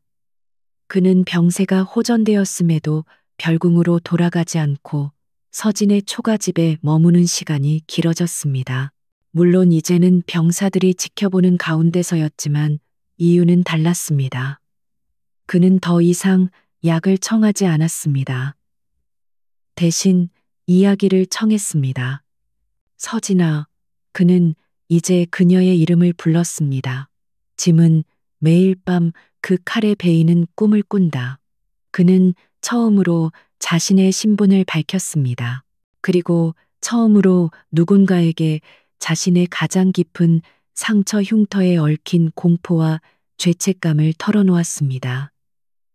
화려한 궁궐에 그 누구에게도 할 수 없었던 이야기였습니다. 서진은 그저 들었습니다. 그녀는 충고하지도 위로하지도 않았습니다. 그녀는 그저 늙은 소나무처럼 벼락 맞은 상처를 지닌 한 사내의 고통스러운 이야기를 묵묵히 받아냈습니다. 그녀의 침묵은 그 어떤 명약보다 더 깊은 치유의 힘을 가지고 있었습니다. 이원은 깨달았습니다. 자신이 찾던 것은 산의 정기가 아니라 바로 이 여인의 마음이었음을. 겨울의 끝자락이었지만 산채의 공기는 여전히 팽팽했습니다. 임금 이원의 병세는 서진의 보살핌 아래 눈에 띄게 호전되었지만 어이 허준태의 마음은 날마다 지옥불에 타들어가는 듯했습니다. 그는 자신이 평생 쌓아 올린 명예와 권위가 이름 없는 산골 계집 하나에 의해 무너져 내리는 것을 견딜 수 없었습니다. 그는 이 모든 것을 되돌릴 마지막 기회를 엿보고 있었습니다. 허준태는 서진의 일과를 집요하게 관찰했습니다. 그는 서진이 매일 잃은 새벽 임금의 심신을 안정시키는 탕약을 다리기 위해 깊은 산속 절벽으로 향하는 것을 알아챘습니다. 그곳에는 마음한 신버섯이라 불리는 오직 맑은 이슬만을 먹고 자라는 귀한 버섯이 있었습니다. 그는 또한 그 버섯과 아주 흡사하게 생긴 그러나 치명적인 독을 품은 죽음 그림자 버섯이 그 근처에서 자란다는 것도 알고 있었습니다. 그날 아침 서진은 여느 때처럼 약초 바구니를 들고 절벽으로 향했습니다. 그녀는 바위 틈에 자라난 버섯들을 정성껏 채취했습니다. 하지만 바구니에 버섯이 쌓여갈수록 그녀는 알 수 없는 위화감을 느꼈습니다. 늘 느끼던 맑고 평화로운 기운 대신 손끝에서부터 차갑고 음습한 살기사티가 전해져 오는 듯 했습니다. 그녀는 초가집으로 돌아와 탕약을 다리기 위해 버섯을 물에 씻었습니다. 그러나 물에 닿은 버섯은 미세하게 푸른빛을 띠며 고통스럽게 몸을 뒤트는 듯 했습니다. 서진은 멈칫했습니다. 그녀의 눈에는 그것이 단순한 버섯이 아니라 죽음의 비명을 지르는 생명체로 보였습니다. 그녀는 이것이 할아버지가 경고했던 모양은 같으나 마음이 다른 독초임을 직감했습니다. 바로 그때 허준태가 마치 모든 것을 예상했다는 듯 임금 의원과 함께 초가집을 방문했습니다. 의녀, 그는 거짓된 인자함으로 물었습니다. 전하께 올릴 탕약은 준비가 되었는가? 전하께서 오늘 아침엔 기력이 더욱 좋아 보이시니 의녀의 약을 드시고 싶어 하시는군. 그는 서진이 독이 든 약사발을 올리는 순간을 직접 목격하고 싶었습니다. 서진은 끓이던 탕약 대신 갓 씻은 버섯이 담긴 바구니를 들고 두 사람 앞에 섰습니다. 그녀의 얼굴은 창백했지만 눈빛은 서리발처럼 차가웠습니다. 전하, 그녀가 입을 열었습니다. 오늘 드릴 탕약은 없습니다. 허준태의 눈썹이 꿈틀거렸습니다. 무슨 말이냐? 전하의 용체를 돌보는 것이 내년의 소임이건을 감히 게으름을 피운 것이냐? 그는 서진을 몰아붙이며 바구니를 쏘아보았습니다. 그 바구니에 든 것은 마음한 신버섯이 아니더냐? 어서 다리지 않고 겉모습은 마음한 신버섯이 맞습니다. 서진은 바구니를 이원의 앞에 내려놓았습니다. 하지만 그 속은 죽음을 품고 있습니다. 그녀는 버섯 하나를 집어들어 갓의 아랫부분을 손톱으로 살짝 긁어냈습니다. 본래 흰색이어야 할 속살에서 검푸른 즙이 배어 나왔습니다. 이것은 죽음 그림자 버섯입니다. 겉모습은 같으나 뿌리에 독사의 기운을 품고 자라지요. 이화는 그 버섯과 허준태의 얼굴을 번갈아 보았습니다. 허준태의 얼굴은 방금 내린 눈처럼 새하얗게 질려 있었습니다. 그는 자신도 모르게 뒷걸음질 쳤습니다. 나는 모르는 일이요. 저저 요망한 계집이 감히 전하를 해하려 독초를 닥쳐라. 이원의 목소리는 더 이상 병약한 학자의 것이 아니었습니다.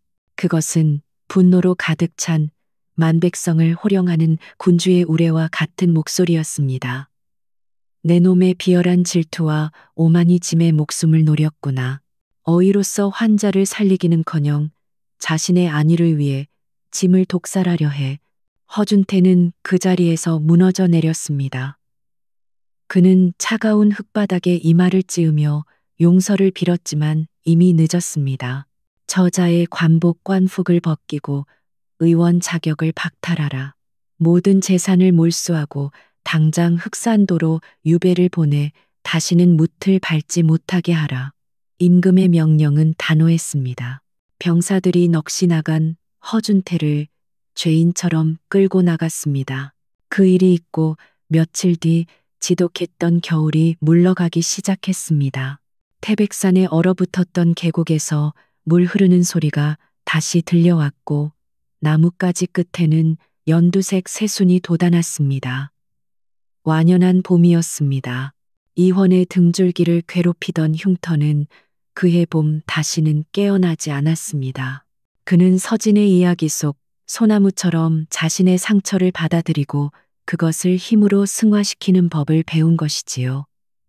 이원은 황궁했습니다. 산채는 다시 고요해졌지만 그 고요함은 예전처럼 외롭지 않았습니다.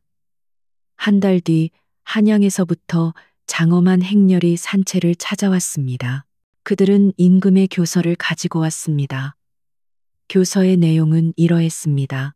첫째, 서진의 할아버지 인고 어이홍 아무개의 누명을 벗기고 그의 관직과 명예를 회복시킨다.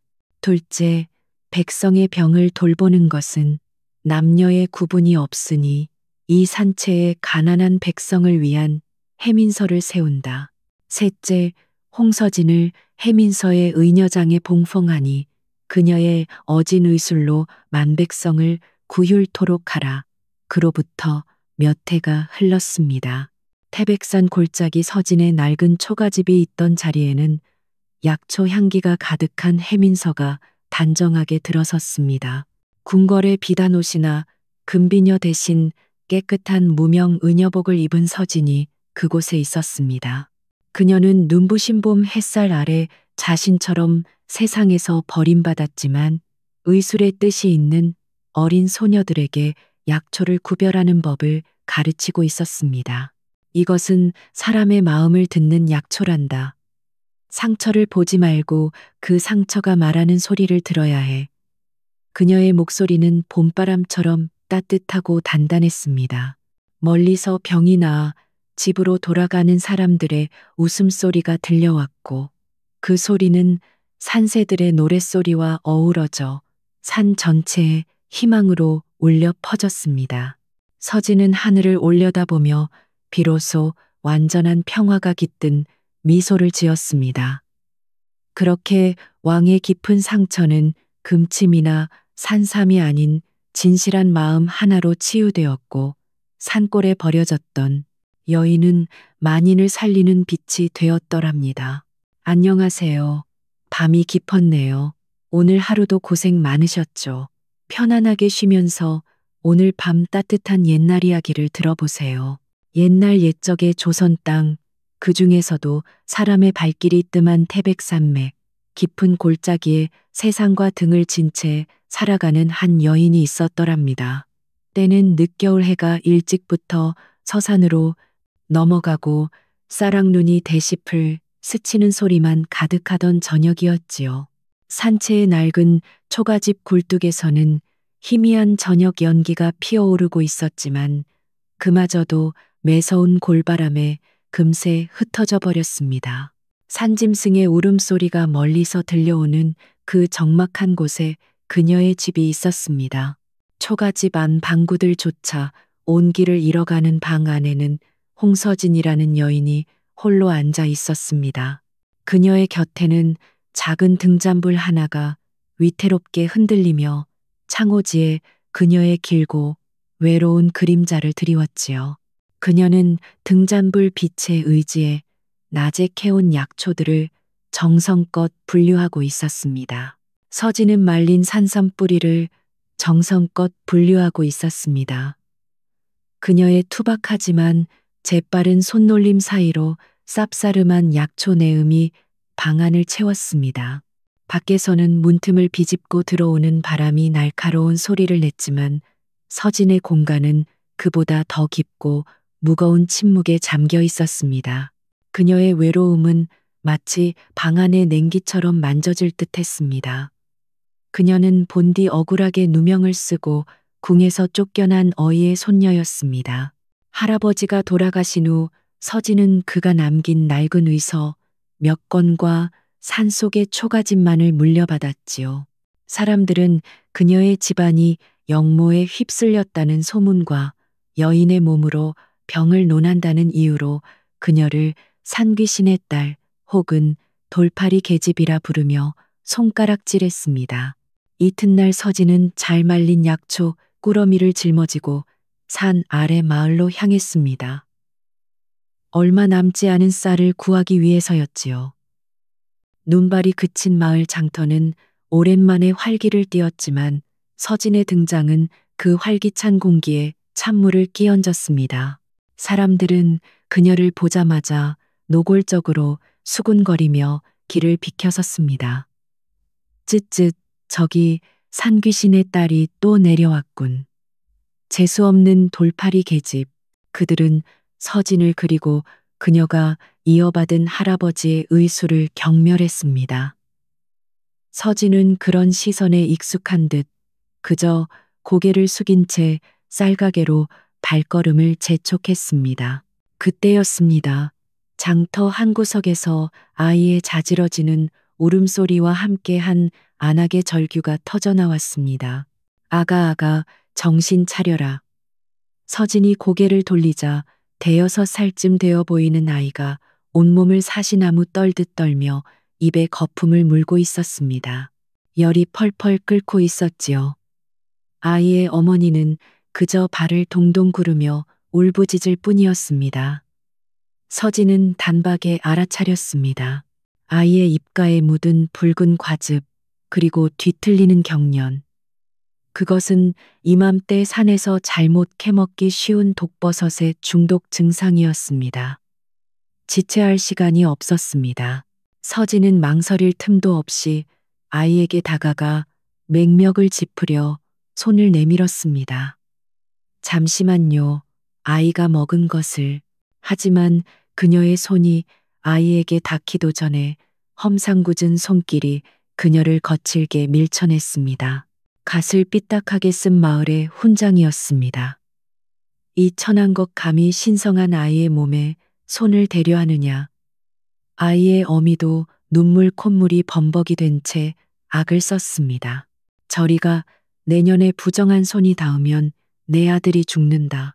썩 내년이 살던 굴로 꺼져버려 사람들의 비웃음과 욕설이 사방에서 날아들었습니다. 서진은 밀쳐진 가슴을 움켜쥐었습니다. 그녀의 눈에는 눈물 대신 깊은 체념이 고였습니다. 그녀는 아이를 살릴 방도를 알았지만 그 누구도 그녀의 말을 들으려 하지 않았습니다. 그녀는 아무 말 없이 약초 꾸러미를 고쳐맸습니다. 쌀쌀한 바람이 그녀의 낡은 무명 치맛자락을 흔들었습니다. 서진은 묵묵히 몸을 돌렸습니다.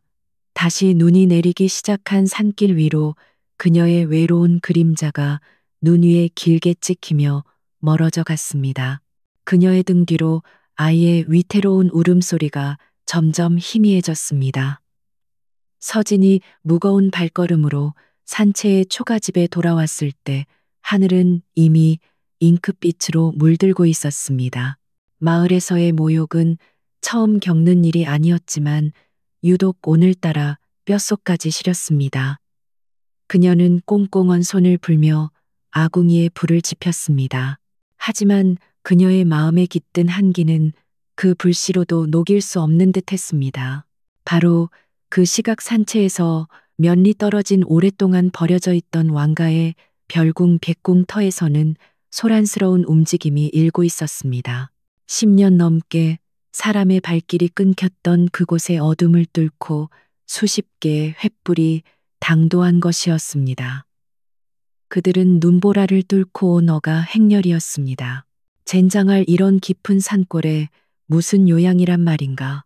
내 의원의 수장어의 허준태는 두꺼운 가옷을 여미며 불만을 터뜨렸습니다. 그의 날카로운 눈은 낡았지만 위엄을 잃지 않은 별궁의 현판을 쏘아보았습니다. 그는 어이로서 자신의 명예를 걸고 권도율이라는 가명을 쓰는 귀인 바로 이 나라의 임금이헌을 수행하고 있었습니다.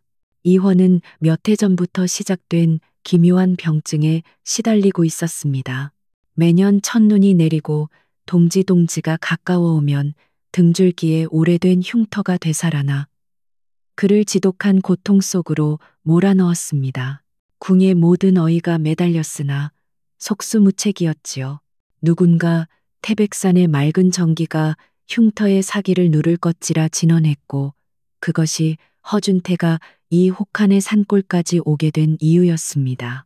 하지만 산의 전기는 임금을 돕기는커녕 도리어 잠자던 흉터를 흉포하게 깨우고 말았습니다. 그날 밤 10년 만에 찾아온 가장 거센 눈보라가 태백산을 휘감았습니다. 바람은 짐승처럼 울부짖었고 눈은 세상을 삼킬 듯이 쏟아졌습니다. 전하 정신을 차리시옵소서. 별궁 안 뜨겁게 달군 방 안에서 허준태가 사색이 되어 외쳤습니다. 이원은 이불을 움켜쥔 채 식은땀을 비오듯 쏟아내고 있었습니다. 그의 등 뒤 비단 속옷 위로도 검붓게 부어오른 흉터의 형상이 도드라졌습니다.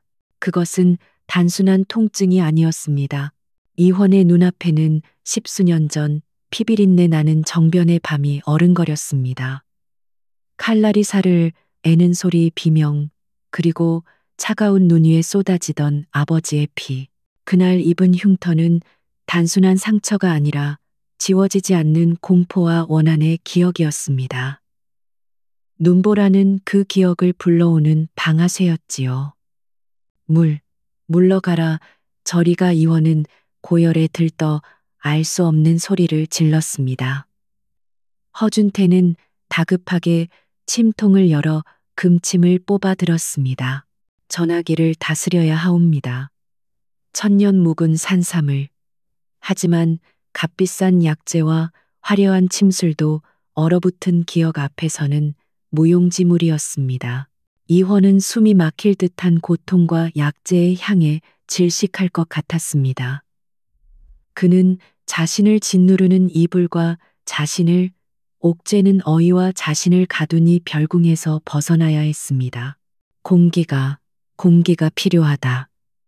이원은 몽롱한 정신으로 중얼거리며 자신을 부축하려는 내관을 뿌리치고 비틀거리며 방문을 박차고 나갔습니다. 전하 아니 되옵니다. 밖은 눈보라가 허준태와 병사들의 다급한 외침이 뒤따랐지만 이원은 이미 어둠과 눈보라 속으로 사라진 뒤였습니다. 그는 어디로 가는지도 몰랐습니다. 그저 이 숨막히는 고통에서 벗어나고 싶었습니다. 사르에는 바람이 그의 호톳을 파고들었지만 등줄기를 태우는 흉터의 열기에 비하면 아무것도 아니었습니다. 그는 비탈길에서 발을 헛디뎌 굴렀습니다. 차가운 눈더미가 그의 몸을 감쌌습니다. 의식이 꺼져가던 순간 저 멀리 눈보라 속에서 깜빡이는 작은 불빛 하나가 보였습니다. 그것은 마치 삶의 마지막 희망처럼 느껴졌습니다. 이원은 남은 힘을 다해 그 불빛을 향해 기어갔습니다. 한편 서진은 조촐한 저녁으로 멀건 죽을 끓이고 있었습니다. 그때였습니다. 맹렬한 바람 소리 사이로 둔탁하게 쿵 하고 무언가 쓰러지는 소리가 들렸습니다. 서진은 심장이 멎는 듯 했습니다. 이 깊은 산중에 이 눈보라 속에 누구란 말인가? 산짐승일까? 아니면 그녀가 두려워하는 마을 사람들일까? 그녀는 망설이다가 손에 작은 부직갱이를 쥔 채 조심스럽게 문을 열었습니다. 문이 열리자마자 거센 눈바람이 방 안으로 몰아쳐 등잔불을 꺼뜨릴 듯 흔들었습니다. 그리고 그 문지방 앞에 값비싼 비단옷을 입은 낯선 사내가 피투성이처럼 눈에 젖어 쓰러져 있었습니다. 서진은 비명을 삼켰습니다. 그는 이미 의식을 잃었고 입술은 파랗게 질려 있었습니다. 산에서 얼어 죽는 사람을 여러 보았던 서진은 그가 누구이든 이대로 두면 죽는다는 것을 알았습니다. 그녀는 망설일 틈 없이 자신의 작은 체구로는 버거웠지만 사내를 집 안으로 끌어당겼습니다. 그녀는 마지막 남은 온기가 모여있는 아랫목에 그를 눕혔습니다. 얼음장 같은 그의 옷을 벗겨내야 했습니다. 서진은 여인의 몸으로 낯선 사내의 몸에 손을 댄다는 생각에 얼굴이 붉어졌지만 지금은 예법을 따질 때가 아니었습니다. 의원이었던 할아버지의 가르침이 그녀의 손을 움직이게 했습니다. 그녀가 젖은 비단옷을 조심스럽게 벗겨내던 순간 서진은 숨을 멈췄습니다. 사내의 등에는 어깨부터 허리까지 이어지는 끔찍한 흉터가 있었습니다. 그것은 오래된 상처였지만 지금 막 다친 것처럼 검붉게 부어올라 있었습니다. 피부는 흉터를 중심으로 얼음장처럼 차가웠습니다. 서진은 본능적으로 손을 뻗어 그 흉터에 살짝 대어 보았습니다. 손끝으로 전해지는 것은 단순한 냉기가 아니었습니다. 그것은 원한 뇌는이 서린 깊은 슬픔의 기운이었습니다. 서진은 깨달았습니다. 이것은 살의 상처가 아니라 영혼의 상처임을. 그녀는 사내가 누구인지 왜 이런 흉터를 가졌는지 묻지 않았습니다. 그녀는 그저 묵묵히 부엌으로 가 자신이 먹으려던 흰죽 밭졸 작은 솥에 다시 끓였습니다. 그리고 할아버지가 남긴 약재 상자에서 마음을 안정시키고 속을 덮이는 몇 가지 뿌리 약초를 꺼내어 정성껏 다리기 시작했습니다. 방 안에는 거친 눈보라 소리와 대조적으로 장작이 타닥타닥 타는 소리, 흰죽이 끓는 구수한 내음, 그리고 쌉싸름한 약초 향기가 조용히 퍼져나갔습니다. 허준태가 별궁에서 값비싼 녹용과 산삼을 끓이는 동안 서진은 가장 기본적이고 따뜻한 것으로 사내의 몸을 달래고 있었습니다. 얼마나 지났을까? 사내가 옅은 신음과 함께 눈을 떴습니다. 고열로 흐릿한 그의 시야에 등잔불을 등지고 앉아있는 한 여인의 실루엣이 들어왔습니다. 궁궐의 화려한 등불도 무거운 향내도 아니었습니다. 그저 희미한 등잔불과 흙냄새 그리고 쓴 약 냄새뿐이었습니다. 이원이 갈라진 목소리로 속삭였습니다. 서진은 갓달인 따뜻한 약물을 작은 사기 그릇에 담아 그의 입술에 조심스럽게 흘려 넣었습니다. 쓴 약물이 목을 타고 넘어가는 순간 이원은 기이한 감각을 느꼈습니다. 뼛속까지 파고들던 그 지독한 냉기와 통증이 아주 조금씩 옅어지는 것 같았습니다. 그는 평생 처음 느껴보는 낯선 평온함 속으로 다시 빠져들었습니다. 이번에는 고통스러운 혼수 상태가 아니라 깊고 편안한 잠이었습니다. 서진은 사내가 잠든 것을 확인하고 조용히 등잔에 심지를 돋우었습니다. 밖에서는 여전히 세상이 끝날 것처럼 눈보라가 울부짖고 있었지만 두 사람의 작은 초가집은 알 수 없는 온기로 고요히 지켜지고 있었습니다. 날이 밝았지만 눈보라는 그칠 기미가 보이지 않았습니다. 별궁은 발칵 뒤집혔습니다. 임금의 침소가 텅 비어 있었기 때문입니다. 어이 허준태는 핏기가 가신 얼굴로 병사들을 휘몰아쳤습니다. 당장 전하를 찾아라. 만약 전하의 옥체에 티끌 하나라도 묻는 날엔 너희 모두의 목숨으로도 부족할 것이다. 병사들은 눈보라를 헤치며 흩어졌고 이내 초가집 앞에 찍힌 희미한 발자국을 발견했습니다. 여기다 웬 놈의 집이. 병사들이 거칠게 살인문을 밀치고 들어섰을 때 그들이 마주한 것은 좁디 좁은 방 안에서 약사발을 들고 있는 서진과 아랫목에 기대어 앉아 있는 임금 이원이었습니다. 전하 허준태가 방 안으로 뛰어들며 경악했습니다. 그의 눈에 비친 광경은 참담했습니다. 만승의 지존이 부직갱이와 말린 약초가 어지럽게 널린 누추한 방에 계시다니. 더구나 돌팔이라 소문난 천안 계집의 간호를 받고 계시다니 그의 분노는 머리끝까지 치솟았습니다. 허준태는 이 모든 사태가 서진의 요사스러운 짓이라 단정했습니다. 네, 인연 감히 뉘라고 옥체에 손을 대었느냐. 여봐라. 당장 저 요망한 것을 끌어내어 목을 쳐라. 그가 허리에 찬 칼을 뽑아들며 고함을 질렀습니다. 서슬퍼런 칼날이 등잔불에 번뜩였습니다. 병사들이 서진에게 달려들려던 바로 그 순간이었습니다. 멈추어라. 이불을 두른 채 여전히 창백했지만 위험 있는 목소리가 방 안을 울렸습니다. 이원이었습니다. 그는 허준태를 지그시 바라보며 말했습니다. 이 여인의 약이 나를 편안하게 했다. 허준태는 제 귀를 의심했습니다. 전하 저것은 약이 아니라 독입니다. 저런 잡초뿌리가 어찌 용한 롱가오를 편하게 한단 말입. 그는 말을 잇지 못했습니다. 임금의 눈빛이 그가 알던 병약한 귀인이 아니라 군주의 서늘함을 띠고 있었기 때문입니다. 전하의 옥체는 찬 기운이 스며들어 생긴 병증이옵니다.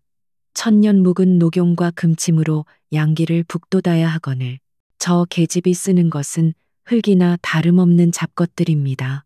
허준태가 자신의 의술과 권위를 걸고 목소리를 높였습니다. 그때까지 조용히 서 있던 서진이 입을 열었습니다. 그녀의 목소리는 떨리지 않았습니다. 대감. 그녀는 허준태를 바라보며 또렷하게 말했습니다. 이분의 상처는 찬 기운 때문에 아픈 것이 아닙니다. 그 안에 담긴 기억 때문에 아픈 것입니다. 머뭇이 허준태가 실소했습니다. 기억이 아프다니 요사스러운 궤변을 오래 묵은 상처는 살욕이 아니라 마음신이 기억합니다. 금침이 필요한 것이 아니라 그저 들어줄 귀가 필요한 것입니다. 서진은 이원을 향해 돌아섰습니다. 그녀는 약사발을 내려놓고 모두가 지켜보는 앞에서 놀라운 행동을 했습니다. 그녀는 약을 쓰지 않았습니다.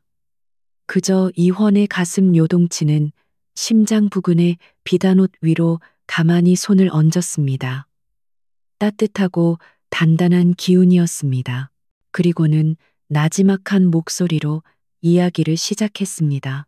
그것은 할아버지가 어릴 적 들려주던 그녀가 지어낸 이야기였습니다.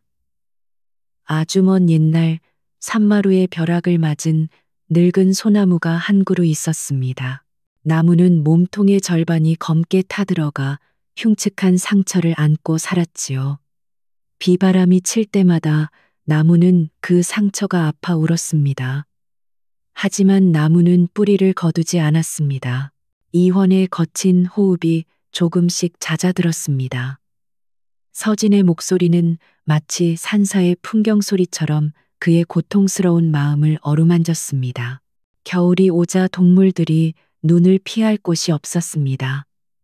벼락 맞은 소나무는 자신의 상처 입은 가지를 더 넓게 펼쳐 작은 새들과 다람쥐들을 품어주었습니다. 상처는 여전했지만 나무는 더 이상 울지 않았습니다. 자신의 상처가 누군가에게 쉼터가 될 수 있음을 깨달았기 때문입니다. 이야기가 끝났을 때 방 안에는 침묵이 흘렀습니다. 서진이 가만히 손을 거두었습니다. 이원은 잠들어 있었습니다. 10수년 만에 처음으로 악몽도 고통도 없는 깊고 평화로운 잠에 빠져든 것이었습니다. 지독했던 열도 거짓말처럼 내려가 있었습니다. 허준태는 눈앞의 광경을 믿을 수 없다는 듯 멍하니 서 있을 뿐이었습니다. 어이로서의 자존심에 치명적인 상처를 입은 허준태는 이대로 물러설 수 없었습니다.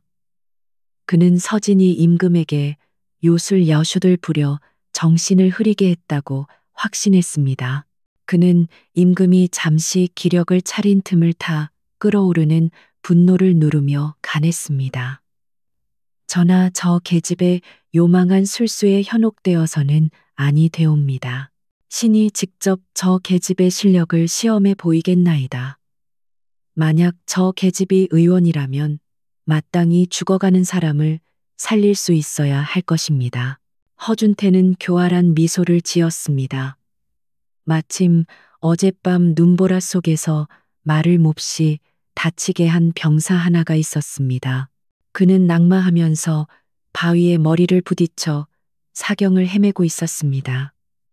허준태는 이미 그를 가망이 없다고 진단한 터였습니다. 그는 그 병사를 서진의 초가집 앞마당으로 끌고 오게 했습니다. 보아라, 허준태가 피투성이가 된 채 들것에 실려온 병사를 가리켰습니다. 이 자는 이미 맥이 끊어지려 한다. 내 의원의 의술로도 돌이킬 수 없는 상태다. 내년이 진정 의원이라면 이 자를 살려보아라. 살리지 못한다면 내년은 임금을 홀린 죄로 능지처참을 면치 못할 것이다. 차가운 눈발이 흩날리는 마당 병사들은 모두 서진이 겁에 질려 주저앉을 것이라 생각했습니다. 그러나 서진은 달랐습니다. 그녀는 잠든 이원을 한번 돌아보고는 굳은 결심을 한 듯 치맛자락을 여몄습니다. 그녀는 들것으로 다가가 망설임 없이 병사의 상처를 살폈습니다. 머리가 깨져 피가 멈추지 않고 있었고 호흡은 금방이라도 끊어질 듯 미약했습니다. 서진은 즉시 소리쳤습니다. 깨끗한 물과 불 그리고 내가 가진 약 상자를 가져오라. 그녀는 궁중의 예법이나 의서의 순서를 따르지 않았습니다. 오직 할아버지가 가르쳐준 대로 생명을 구하기 위한 본능으로 움직였습니다. 그녀는 불에 달군 쇠로 상처를 지지는 대신 자신이 만든 지열 약초 가루를 상처에 쏟아부었습니다. 그리고는 아무도 본 적 없는 방식으로 실과 바늘을 이용해 찢어진 살을 꿰매기 시작했습니다. 저것은 바느질이 아니더냐. 의원이 아니라 침몰오구나. 병사들이 수군거렸습니다. 그것은 당시로서는 천한 기술로 치부되던 외과적 봉합술이었습니다. 허준태는 경멸의 눈초리로 지켜보았습니다. 신성한 몸에 바늘을 대다니 저것은 의술이 아니라 시체를 훼손하는 만행이다. 하지만 그의 외침과 달리 병사의 상처에서 흐르던 피가 서서히 먹기 시작했습니다. 서진은 땀으로 젖은 이마를 닦지도 않고 끓인 물로 상처를 소독하고 깨끗한 천으로 머리를 감쌌습니다. 한 시즌이 지났을까 미약했던 병사의 맥박이 조금씩 힘을 되찾기 시작했습니다. 그는 죽지 않았습니다. 허준태의 얼굴은 잿빛이 되었습니다. 그는 자신의 눈앞에서 자신이 포기했던 생명이 자신이 경멸하던 계집의 천한 기술로 되살아나는 것을 목격했습니다. 그는 아무 말도 하지 못한 채 부들부들 떨었습니다. 그날 이후 서진을 둘러싼 공기가 바뀌었습니다. 산귀신의 딸이라 수군대던 병사들은 이제 그녀를 은연임이라 부르며 경외의 눈빛으로 바라보았습니다. 그들은 더 이상 그녀의 초가집을 감시하지 않았습니다. 오히려 몰래 자신들의 식량을 떼어 장작과 쌀을 문 앞에 가져다 놓곤 했습니다. 가장 크게 변한 것은 임금 이원이었습니다. 그는 병세가 호전되었음에도 별궁으로 돌아가지 않고 서진의 초가집에 머무는 시간이 길어졌습니다. 물론 이제는 병사들이 지켜보는 가운데서였지만 이유는 달랐습니다. 그는 더 이상 약을 청하지 않았습니다. 대신 이야기를 청했습니다. 서진아, 그는 이제 그녀의 이름을 불렀습니다. 짐은 매일 밤 그 칼에 베이는 꿈을 꾼다. 그는 처음으로 자신의 신분을 밝혔습니다.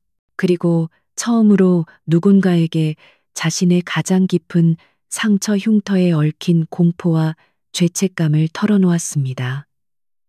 화려한 궁궐에 그 누구에게도 할 수 없었던 이야기였습니다. 서진은 그저 들었습니다.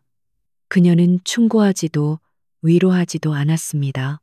그녀는 그저 늙은 소나무처럼 벼락 맞은 상처를 지닌 한 사내의 고통스러운 이야기를 묵묵히 받아냈습니다.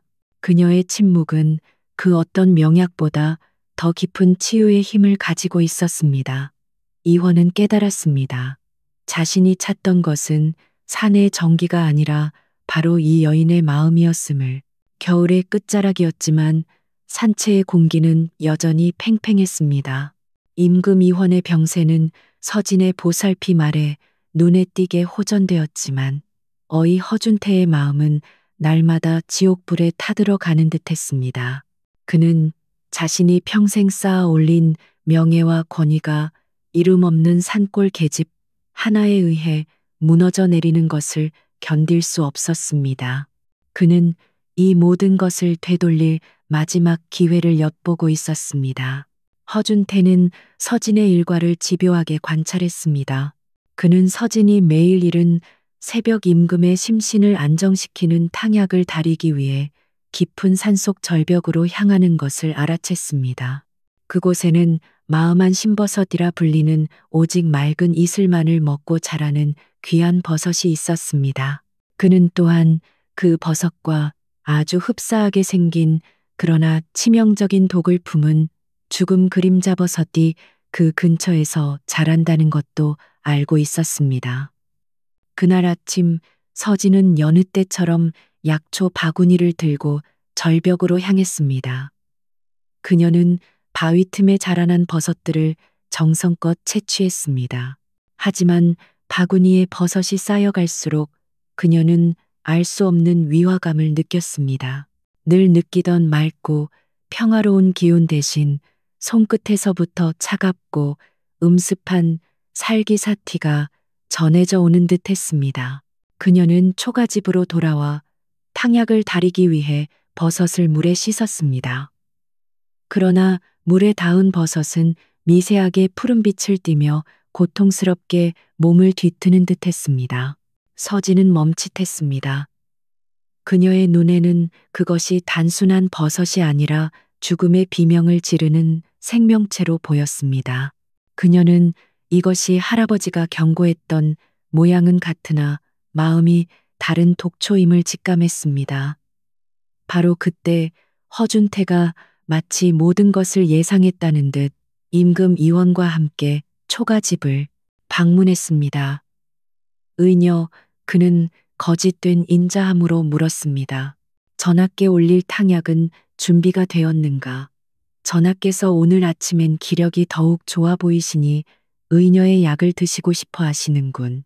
그는 서진이 독이 든 약사발을 올리는 순간을 직접 목격하고 싶었습니다.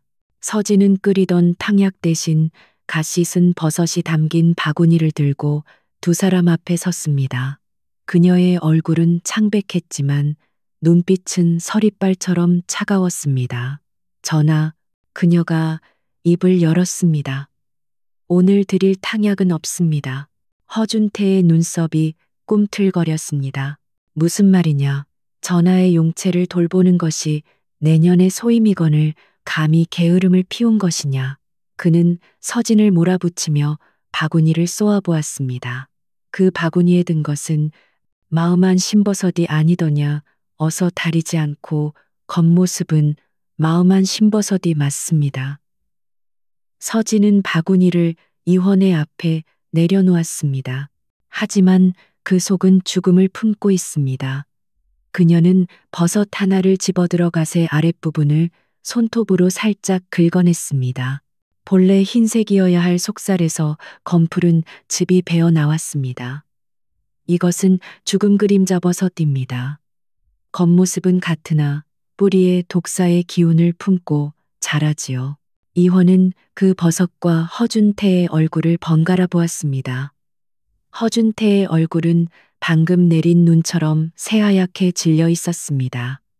그는 자신도 모르게 뒷걸음질 쳤습니다. 나는 모르는 일이요. 저저 요망한 계집이 감히 전하를 해하려 독초를 닥쳐라. 이원의 목소리는 더 이상 병약한 학자의 것이 아니었습니다. 그것은 분노로 가득 찬 만백성을 호령하는 군주의 우레와 같은 목소리였습니다. 내 놈의 비열한 질투와 오만이 짐의 목숨을 노렸구나. 어이로서 환자를 살리기는커녕 자신의 안위를 위해 짐을 독살하려 해. 허준태는 그 자리에서 무너져 내렸습니다. 그는 차가운 흙바닥에 이마를 찌으며 용서를 빌었지만 이미 늦었습니다. 저자의 관복 관phục을 벗기고 의원 자격을 박탈하라. 모든 재산을 몰수하고 당장 흑산도로 유배를 보내 다시는 뭇을 밟지 못하게 하라. 임금의 명령은 단호했습니다.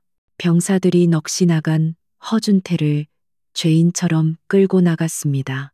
그 일이 있고 며칠 뒤 지독했던 겨울이 물러가기 시작했습니다. 태백산에 얼어붙었던 계곡에서 물 흐르는 소리가 다시 들려왔고 나뭇가지 끝에는 연두색 새순이 돋아났습니다. 완연한 봄이었습니다. 이원의 등줄기를 괴롭히던 흉터는 그해 봄 다시는 깨어나지 않았습니다. 그는 서진의 이야기 속 소나무처럼 자신의 상처를 받아들이고 그것을 힘으로 승화시키는 법을 배운 것이지요. 이원은 환궁했습니다.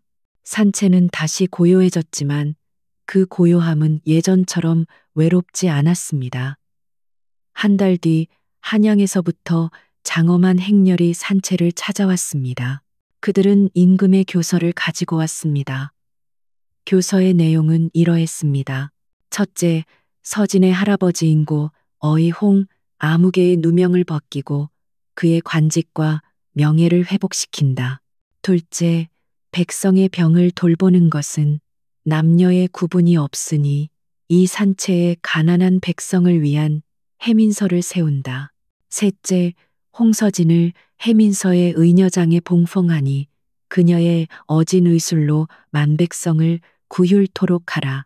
그로부터 몇 해가 흘렀습니다. 태백산 골짜기 서진의 낡은 초가집이 있던 자리에는 약초 향기가 가득한 해민서가 단정하게 들어섰습니다. 궁궐의 비단 옷이나 금비녀 대신 깨끗한 무명 의녀복을 입은 서진이 그곳에 있었습니다. 그녀는 눈부신 봄 햇살 아래 자신처럼 세상에서 버림받았지만 의술의 뜻이 있는 어린 소녀들에게 약초를 구별하는 법을 가르치고 있었습니다. 이것은 사람의 마음을 듣는 약초란다. 상처를 보지 말고 그 상처가 말하는 소리를 들어야 해. 그녀의 목소리는 봄바람처럼 따뜻하고 단단했습니다. 멀리서 병이 나아 집으로 돌아가는 사람들의 웃음소리가 들려왔고 그 소리는 산새들의 노랫소리와 어우러져 산 전체에 희망으로 울려 퍼졌습니다. 서진은 하늘을 올려다보며 비로소 완전한 평화가 깃든 미소를 지었습니다. 그렇게 왕의 깊은 상처는 금침이나 산삼이 아닌 진실한 마음 하나로 치유되었고 산골에 버려졌던 여인은 만인을 살리는 빛이 되었더랍니다.